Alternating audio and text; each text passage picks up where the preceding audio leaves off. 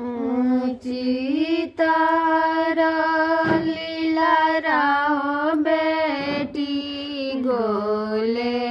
गोले गाल दातवा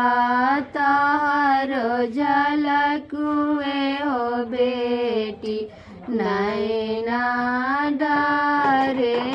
लोर दातवा तारो झलकुए हो बेटी नैना डारे लोर एक में सुनील बेटी माय भाई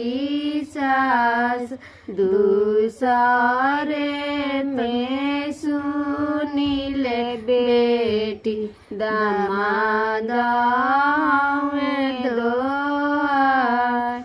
गंगा जी के पानिया हो आमा बहे निर्मल दार गंगा जी के पानिया हो आमा बहे निर्मल दार कर्म